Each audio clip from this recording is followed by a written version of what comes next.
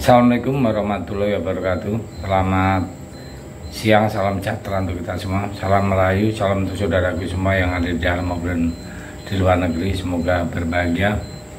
Dan yang sakit mudah-mudahan cepat sembuh. Yang beraktivitas mendapat rezeki yang berkah. Amin.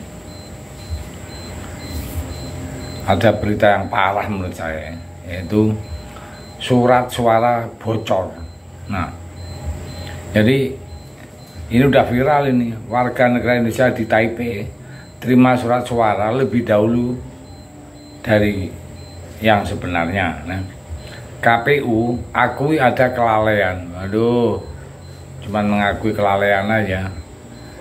Ini ada indikasi gak mau menangkan capres-cawapres tertentu ya.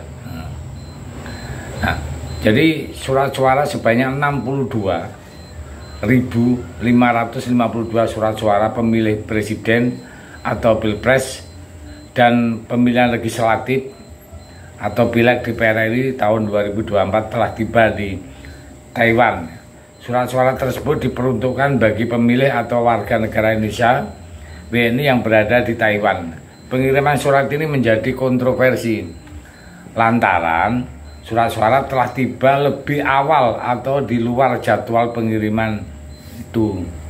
Nah, atas peristiwa ini KPU dianggap sembrono dan asal-asalan dalam mendistribusikan surat suara pemilih di luar negeri. Pada dasarnya diselenggarakan lebih awal, akan tetapi dalam pelaksanaan pengiriman surat suara terjadi kesalahan. KPU mengakui bahwa panitia pemilihan luar negeri atau disingkat PPLN salah dalam pengiriman surat suara ke Taiwan. Seharusnya surat suara baru dikirim pada tanggal 2 hingga 11 Januari tahun 2024 melalui pos mancanegara. Setelah pengiriman rampung, surat suara tersebut harus dikembalikan ke PPLN lagi, maksimum dikirim pada tanggal 15 Januari tahun 2024. Nah, Ketua KPU yaitu Hasyim Asyari mengakui telah menerima surat klarifikasi Ketua PPLN Taiwan pada Selasa tanggal 26 Desember 2023. Surat klarifikasi ini perihal permohonan maaf dan penjelasan mengenai kesalahan yang terjadi. Hasyim menyebut surat suara yang telah diberikan kepadanya yaitu kepada Taipei 31.276 pemilih di Taipei atau totalnya 62.552 surat suara akan dianggap rusak. Hal ini telah dituangkan KPU RI dalam instruksinya ke PPLN Taiwan. Adapun surat suara yang dianggap rusak ini bakal diberi tanda silang menggunakan tinta spidol pada bagian depan yang membuat tempat alamat dan nomor TPS atau pos luar negeri serta bagian tanda tangan Ketua PPLN Taiwan. Tidak diperhitungkan, jadi PPLN Taiwan juga diminta membuat berita acara tentang surat suara yang tidak dipergunakan dengan disaksikan peserta pemilu baik dari partai politik, perwakilan pasangan calon presiden dan wakil presiden serta panitia pengawas pemilu atau Panwaslu ya, di Taiwan. Surat suara yang tidak diperhitungkan akan dimasukkan ke dalam sebuah wadah yang sudah disiapkan, diikat dan selanjutnya disimpan PPLN Taipei dengan memperhatikan aspek keamanan. Jadi selanjutnya KPU akan menyiapkan surat suara pengganti dari surat suara yang terlanjur dikirim dan dianggap rusak.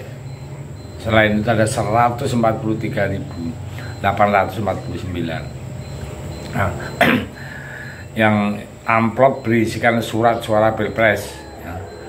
Pileg DPR RI yang belum terkirim akan dikirim melalui via pos sesuai jadwal peraturan KPU nomor 25 tahun 2023, yaitu tanggal 2 sampai tanggal 11 Januari 2024. Nah, meskipun KPU sudah mengakui kesalahan dan menganggap surat suara itu rusak, tentu masyarakat ya, tidak percaya begitu saja. Ya tentulah ini yang sudah indikasinya nggak jelas ini. KPU tentu sudah dianggap sembrono dan tidak netral karena tidak bisa jadi mengontrol secara pasti. Ini kan sangat penting sekali urusan negara. Dan ada upaya intervensi untuk memenangkan capres tertentu. KPU seharusnya memberi perhatian lebih terhadap masalah ini yang dianggap telah menimbulkan ketidakpastian di kalangan pemilih di mancanegara. Badan Pengawas Pemilu atau Bawaslu seharusnya juga sikap turun tangan karena peristiwa ini jelas-jelas merupakan pelanggaran pemilu.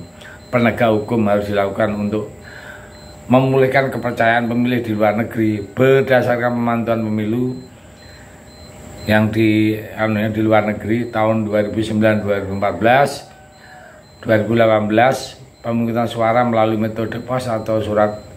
Dalam metode pemungutan suara tidak bisa menjamin kerahasiaannya, tidak bisa diawasi atau dipantau alur distribusinya.